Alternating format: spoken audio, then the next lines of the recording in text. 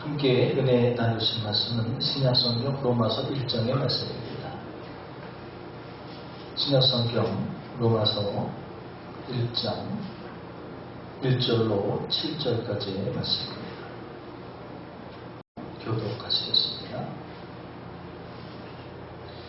예수 그리스도의 종 바울은 사도로 부르심을 받아 하나님의 복음을 위하여 택종함을 입었으니 이 복음은 하나님의 선지자들을 통하여 그의 아들에 관하여 성경에 미리 약속하신 것이라. 그의 아들에 관하여 말하면 육신으로는 다윗의 혈통에서 나셨고 성도의 영은 선지자들 가운데서 부활하사 능력으로 하나님의 아들로 선포하셨으니 곧 우리 주 예수 그리스도시니라. 그로 말미암아 우리가 은혜와 사도의 직분을 받아 그의 이름을 위하여 모든 이방인 중에서 믿어 순종하게 하나니 너희도 그들 중에서 예수 그리스도의 것으로 부르심을 받은 자니라. 로마에서 함께 하십니다. 로마에서 하나님의 사랑하심을 받고 성도로 부르심을 받은 모든 자에게 하나님 우리 아버지와 주 예수 그리스도로부터 은혜와 평강이 있기를 원하노라. 아멘. 영국의 저명한 역사학자 아놀드 요셉 토인비는 역사는 다수의 대중에 의해서 만들어지는 것이 아니라 크리에이티브 마이너리티 창조적 소수에 의해서 만들어진다. 그렇게 얘기했습니다. 삼성그룹을 세계적인 기업으로 성장시킨 이건희 회장은 기업을 발전시키는 것은 다수의 평범한 사원들이 아니라 특별한 능력을 가진 소수의 인재들이다. 그래서 그는 인재 경영을 했습니다. 뛰어난 재능이 있는 사람들을 발굴해 오라고 임원들에게 지시했습니다. 그런 사람들에게는 다른 사람들보다 10배, 20배 연봉을 주면서 그들을 키워냈습니다. 그것이 오늘날 삼성을 세계적인 기업으로 만들었던 전략이었습니다. 그런데 우리 기독교의 역사를 봐도 그와 유사하다는 거예요. 성경에는 수많은 믿음의 사람들이 있어요. 그런데 하나님은 그 모든 사람을 사용하시는 게 아니에요. 하나님은 특별히 하나님께 헌신된 한 사람 한 사람을 들어서 하나님의 역사를 만들어 가시고 이루어 가셨다는 거예요. 하나님이 세상을 창조하셨습니다. 그리고 피조물을 보시고 흡족하셨습니다. 저와 떠나 말씀하셨어요. 특별히 하나님은 사람을 더 사랑하셨어요. 그 사람을 어떻게 창조하셨어요? 이미지 오브 데이, 이마고 데이. 하나님의 형상을 따라 만드셨어요. 하나님의 형상이라는 것은 외모도 포함되지만 하나님의 성품과 그분의 의지, 그분의 기질까지 다 포함되어 있는 겁니다. 그래서 우리는 사람은 하나님을 많이 닮아야 좋죠. 우리를 얼마나 사랑하셨으면 하나님의 형상을 따라 우리를 창조하셨겠습니다. 그리고 사람을 그냥 아무 곳에나 두신 것이 아니고 행복동산이라고 하는 그런 아름다운 곳에 두셨어요. 에덴 동산이 에덴이라는 뜻이 행복이라는 뜻입니다. 사람이 행복하기를 원하셨어요. 그랬는데 사람은 하나님을 배신했습니다. 왜 배신입니까? 사람은 선악과를 따먹으면 하나님이 기뻐하시지 않는다는 것을 알았어요. 사단이 유혹을 했죠. 너 이거 먹으면 눈이 밝아져서 하나님까지 될 거야. 근데 사람은 이거 하나님 따먹지 말라 그랬어. 알고 있었다는 거예요. 그럼에도 불구하고, 알고 있음에도 불구하고 그것을 따먹었다는 거죠. 모르고 따먹었으면 배신이라는 표현이 어울리지 않을 수 있습니다. 그걸 알고 따먹어요. 사람에게는요, 그것을 따먹을 수도 있고 따먹지 않을 수도 있는 자유의지가 있었어요. 하나님은 그 자유를 선용하시기를 원하셨죠. 근데 사람은 그렇게 하지 않았어요. 하나님은 사람을 위해서 사람을 사랑하셨기 때문에 사람의 행복하기를 원하셨기 때문에 그 선악과를 따먹지 말라고 하신 겁니다. 불행해질까 봐. 그런데 사람은 하나님의 그 마음을 전혀 해야 되지 않아요. 누구를 위해서 그걸 따먹어요? 자기를 위해서 따먹어요. 보암직도 하고 먹음직도 하고 먹고 싶은 거예요. 하나님의 뜻은 하나님께서 사람을 사랑하시는 자신들을 사랑하시는 그 마음 전혀 생각하지 않아요. 그게 배신. 그래서 하나님은 사람들을 그 죄에 대해서 정화시키기 위해서 죄를 정화시켜야 되기 때문에 에덴 동산에서 쫓아냈습니다. 그럼 징계를 하셔야 돼요. 여인은 해산하는 고통을 겪어야 되고 남자는 땀 흘려서 노동을 해야 먹고 살 수 있는 그런 징계를 하죠. 근데 그것 역시도 사실은 사랑이죠. 정화 과정을 거쳐서 다시 하나님께로 다시 낙원으로 돌아오게 하시기 위한. 우리가 보통 교도소 이렇게 얘기를 하지만은 법적인 용어로는 교정 뭐라고 그러죠? 교정 뭐라고 그러는데 갑자기 생각이 안 나는데 네, 교정이라는 단어를 씁니다. 교도소에서 근무하는 그 교도관들도 교정요원이라고 그러고 교정교육이라고 그러고 교정이라는 표현을 써요. 교정시설, 교도소를 교정시설이라고 그러죠. 그 교정이라는 표현을 쓰고 단어를 쓰는 것이 그 정화의 의미가 있는 것입니다. 징계는 교도소에 가두는 그 징계는 결국 정화를 위한 목적이에요. 자, 하나님은 정화를 위해서 범죄한 사람을 징계를 하시죠. 자, 그렇게 해서 이 땅에서 쫓겨난 인류가, 인간이 이 땅에서 살면서 죄를 회개하고 정화의 과정을 거쳐서 다시 정화된 모습으로 하나님과 함께하기를 원하셨던 거예요. 근데 이 인간의 모습은, 인류의 모습은 하나님께 기대하고 달리 어떻게 살아가요?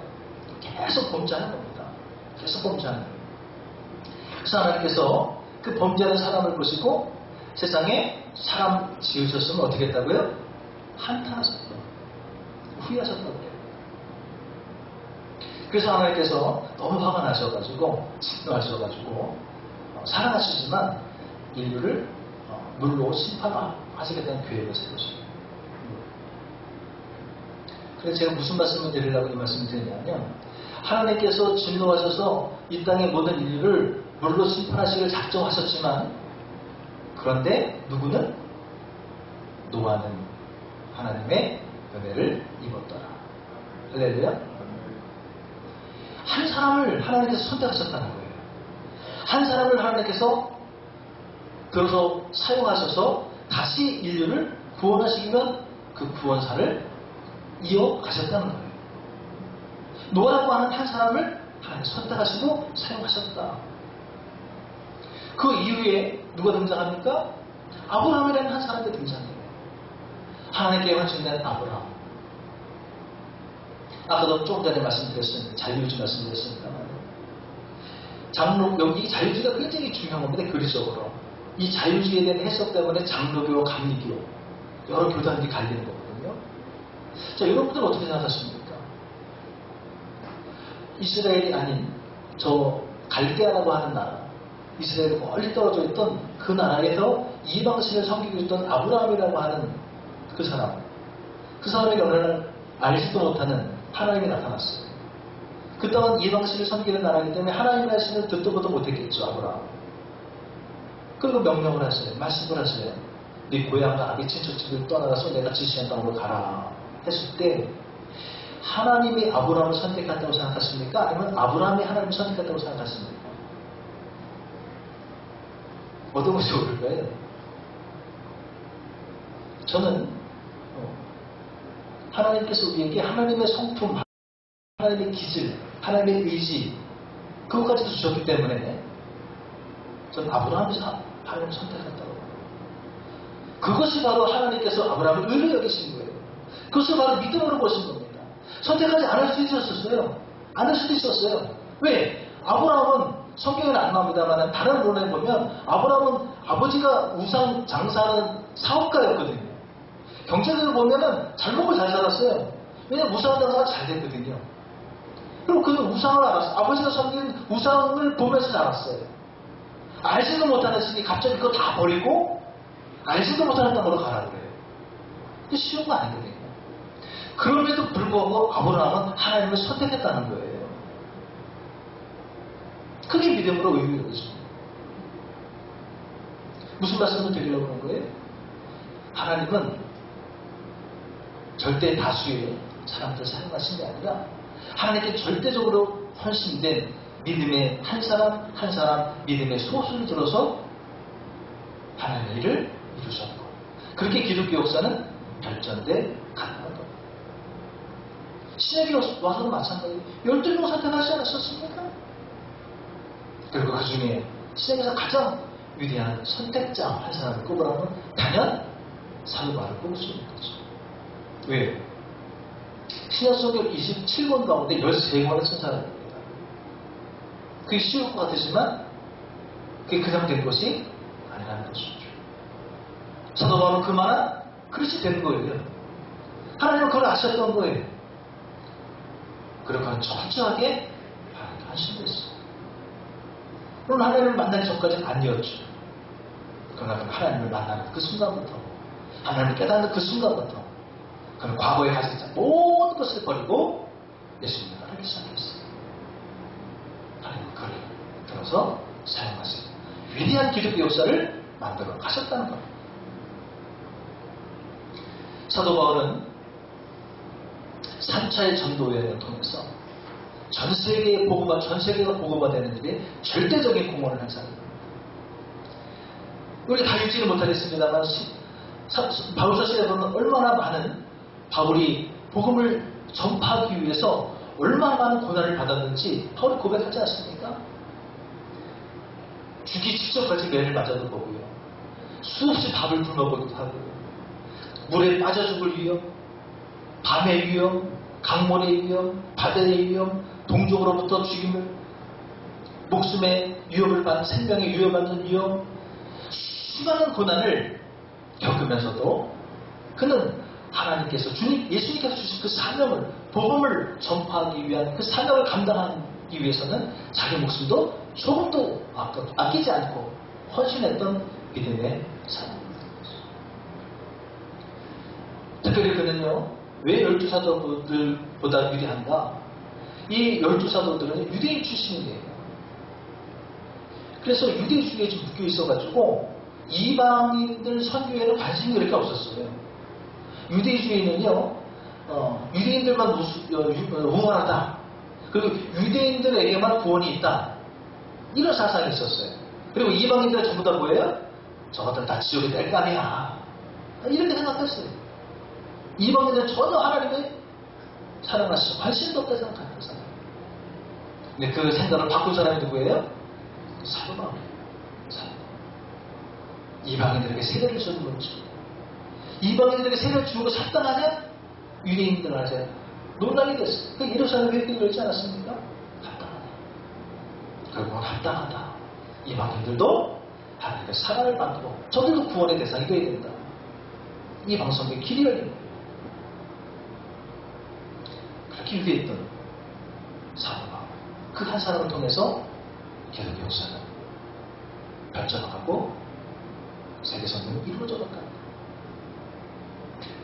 그런데 제가 드리고 싶은 말씀은 이 믿음의 사람들은 어떻게 하나님 앞에 그렇게 헌신을 될 수 있었어?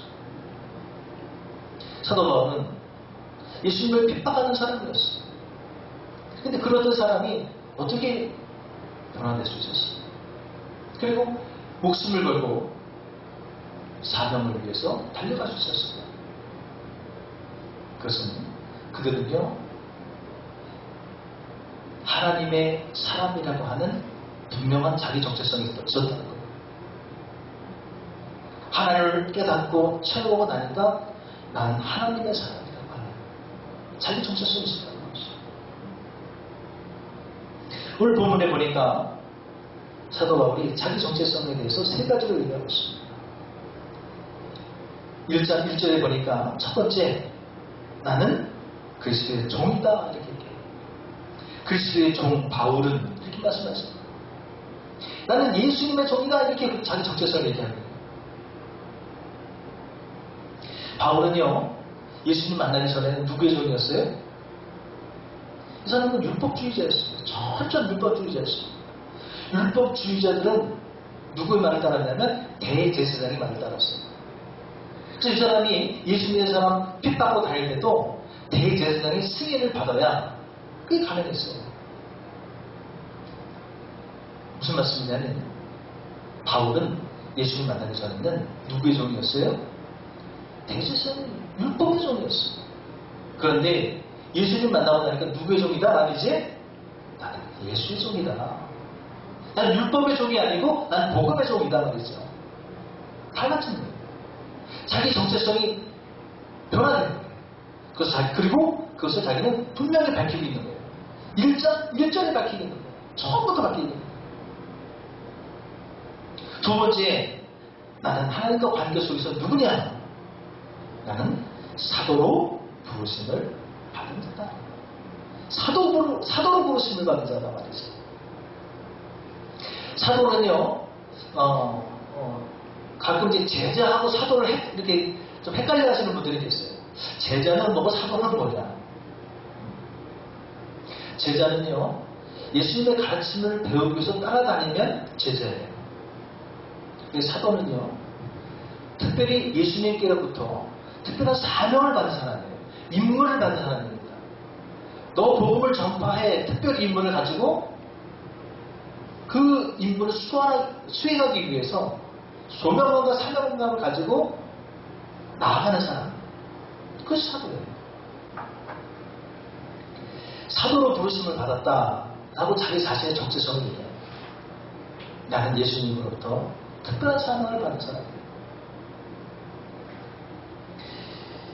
또 복음을 위하여 뭐를 받았다? 택정함을 받은 사람입니다. 택정함을 받은 사람. 이 세 가지 자기 고백은 1장 1절에 밝히는 고백은 나는 예수의 사람이라고 하는, 나는 하나님의 사람이라고 하는 분명한 자기 정체성을 밝히고 있다는 거예요. 모세도 그랬고요, 다윗도 그랬고, 아브라함도 그랬고, 모든 믿음의 사람들은 분명한 하나님의 관계 속에서 자기 정체성이 있었어요. 나는 하나님의 사람이다. 나는 하나님의 일꾼이다.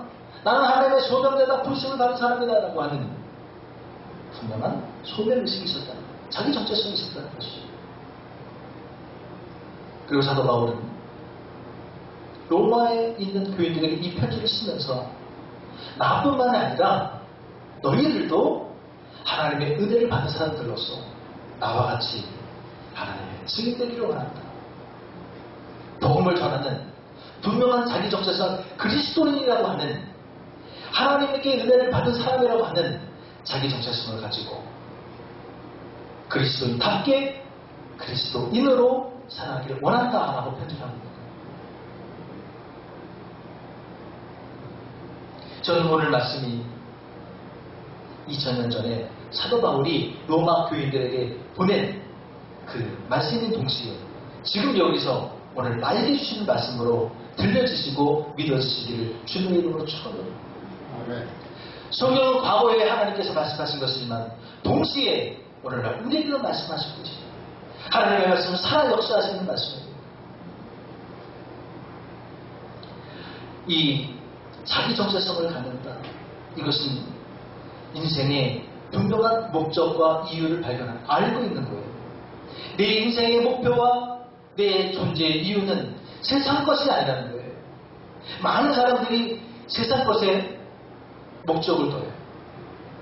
돈, 명예, 권력, 인기. 그러나 하나님의 사람, 내가 예수의 사람이다, 하나님의 사람이다, 하나님의 백성이다, 하나님의 자녀다라고 하는 분명한 정체성이 있는 사람은 인생의 목적과 존재 이유를 거기에 두는 것이 아니에요. 그것은 2차적인 겁니다. 내가 우선순위를 하나님께 두고 먼저 그의 나라와 일을 구하는 삶을 살아갈 때에 이 모든 것을 더하여 받는 것이지, 그것이 앞에 있는 것이 아니에요. 그것을 먼저 쫓아가는 것이 아닙니다. 하나님의 백성으로서, 하나님의 자녀로서 분명한 자기 정체성이 있는 사람은 우선순위를 알아요. 우선순위를 압니다. 우리는 확고한 신앙이 있어요. 나는 하나님의 백성이다. 그럽디다. 누가 그러는데 예수 믿으면 구원받는답디다. 누가 그러는데 기도하면 응답받는답디다. 이게 아니라는 거예요. 예수님은 확실히 우리의 구원자가 됐습니다. 예수님은 나의 구원자이십니다. 내가 기도해보니까 반드시 응답은 됩니다. 예수 믿으면 복 받습니다. 하나님을 믿는 것이 은혜입니다. 그것이 복입니다. 이 신앙 갖는 것이 분명한 그리스도인으로서의 자존심을 가지고 살아가는 거예요. 그런 기대가 아니에요. 우리 마음에 불이 있어야 됩니다. 성령의 불이 타올라야 됩니다. 좋은 차가 있으면 뭐합니까? 엔진에 불이 붙어야 차가 달리는데, 그리스도인으로서 분명한 자기 정체성을 가지고 살아가기 위해서는요, 우리 심령에, 우리 영혼에 불이 붙어야 돼요. 성령의 불이 붙어야 돼요. 성령의 불을 붙여야 방법이 뭐예요? 기도밖에 없어요. 말씀밖에 없습니다. 그래서 우리는 쉬지 않고 기도해야 돼요. 사도 바울이 그래서 말씀하신 거 아닙니까? 쉬지 말고 기도하라. 범사에 감사하라. 쉬지 말고 기도하라고 말씀하셨어요. 항상 기뻐하라고 말씀하셨어요. 우리는 기도해야 된다는 거예요. 그리고 인생의 목적을 분명히 예수 그리스도께 두어야 된다는 거예요. 존재의 이유를 분명히 예수 그리스도에게 두어야 된다는 거예요. 아무리 돈이 많아도요, 내 존재의 이유, 삶의 목적이 없는 사람들, 그것을 상실한 사람들은요, 못 살아요. 자살해요. 인기 많고 돈 많고 권력을 있어도요, 존재의 이유를 상실한 사람들은요, 못 살아요. 그런데요, 내가 살아야 되겠다고 하는 이유가 있는 사람은요, 막노동을 하더라도 살아나요. 살아요. 다시 일어나요. 내 존재의 이유, 내가 살아가야 될 이유가 예수 그리스도에게 있고, 저 천국의 소망이 있는 사람은요, 현실이 아무리 어려워도 사는 거예요. 기도로 이겨내는 거예요. 나의 힘 대신 여호와를 의지하는 거예요. 그리고 이겨나가는 거예요. 그런 사람에게 하나님은 반드시 힘을 주십니다. 아무리 현실이 어렵고 힘들어도 하나님을 믿고 의지하고 따르고 매달리고 기도로 이겨나가기 위해서 싸우는 사람은 하나님 반드시 힘 주십니다. 이기게 하십니다. 성경이 증거하고 있고요, 수많은 믿음의 의인들이 증거하고 있고, 오늘날에도 그러한 간증을 수없이 많아요. 수없이 많아요. 저도 수많은 간증을 드리지 않았습니까? 저도 힘들고 어려울 때가 왜 없어요? 지금도 어렵죠. 그러나 저는 알아요. 하나님 살아계신다는 것과 힘들지만 내가 하나님을 의지하고 나아갈 때에 하나님께서 반드시 순간순간 고비고비마다 나를 붙들어 일으켜 세우신다는 것, 저는 알아요. 믿어요. 그래서 흔들릴지언정 저기는 뿌리 뽑히지 않아요. 이 믿음을 소유하시기 바랍니다. 이 세계적으로 많은 기업들이 있지만 저 북한까지도 들어간 기업이 하나 있어요. 서양 기업. 가장 세계적으로 회사인 나라가 저 북한이지 않습니까? 근데 거기 들어가는 게 뭐냐면 코카콜라예요. 이 코카콜라 회장이 이 코카콜라를 이 세계적 기업으로 세우기까지 그냥 됐겠습니까? 그냥 된 게 아니라 이 사람은요, 말만 했다 하면 입만 열었다면 코카콜라 해야 됩니다. 그 기자들이 기자회견을 할 때 당신은 어떻게 이렇게 세계적 기업을 만들었습니까? 그랬더니 내 몸속에는 피가 흐르는 것이 아니라 코카콜라가 흐릅니다. 오직 코카콜라만 목적이 된 거예요. 우리 크리스찬들은 입만 열면 뭐가 나와야 돼요? 예수님이 나와야 됩니다. 내 몸속에는 피가 흐르는 것이 아니라 예수님의 보혈이 흘립니다. 내가 오늘 살아가는 것은 예수님의 십자가 보혈, 그 은혜의 공로로 내가 존재하고 살아가는 것입니다 말이죠. 이런 고백이 정말 진심으로 마음속에서 우러나왔다는 거예요. 이것이 자기 분명한 기독교인으로서의 자기 정체성을 가지고 살아가는 사람의 자세와 태도라는 거예요. 분명한 목적이 있어요. 세계적인 베스트셀러였던 목적이 이끄는 삶, 리고렌 목사님 쓰신 굉장히 유명한 책 아닙니까? 목적이 이끄는 삶. 그 핵심 내용이 뭐예요? 예수 그리스도의 자녀로서 백성으로 저 하늘의 목적, 예수 그리스도를 목적으로 살아가는 삶이야말로 참다운 삶이다. 그 삶이 성공으로 이끌 수 있는 것, 승리의 삶을 가져다 준다. 그 내용 아닙니까? 한마디로 얘기하면.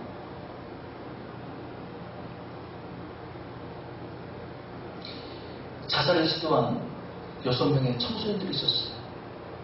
마지막으로 요 예만 말씀드리고 세우고 가니까 자살을 시도한 6명의 청소년들이 있었어요. 그들의 마음과 생각을 바꾸려고 수도 없이 교훈을 하고 회의도 했고 안 돼요. 안 바뀌어요. 그래서 마지막으로 이 아이들을 정신박약아들이 있는 그 시설에 자원봉사를 시켰어요. 일주일 동안. 근데 이제 얘네들이 처음에 불평불만이 많았죠. 이런 데는. 근데 얘네들이 그냥 막 부자연스럽고 그렇지 않습니까? 목욕을 시켜주고 옷을 가려펴주고 대소변을 가려주고 하니까 이 환자들이 막 기뻐하고 즐거워하는 걸 본 거예요. 그러면서 나도 뭔가 도움을 줄 수 있네. 그리고 또 깨닫는 게 뭐냐면 야 이러고도 살아가는데 나는 이렇게 멀쩡한 사지를 두고 건강을 두고 내가 죽음을 생각해요. 그들이 그렇게 깨닫고 생각이 바뀌기 시작하는 거예요. 그리고 자기 잘못을 회개를 하고 나는 다른 사람의 기쁨이 되는 삶을 살아가겠습니다. 나는 나에게 주어진 생을 최선을 다해 살아가겠습니다. 바뀌었다. 인생에 목적이 생기니까 죽음밖에 생각하지 않았던 그 아이들이 달라졌다. 우리 삶의 목적이 뭡니까? 우리 존재의 이유가 무엇입니까? 예수 그리스도가 되기를 원합니다. 그러므로 말미암아 어떠한 시련이 와도 역경이 와도 어떠한 상황 가운데서도 흔들리는 것이 아니라 예수님 때문에 승리하시는 또 그리스도인으로서 증인의 삶을 살아갈 수 있는 저 여러분 되시기를 주님의 이름으로 축원드립니다. 기도하십니다.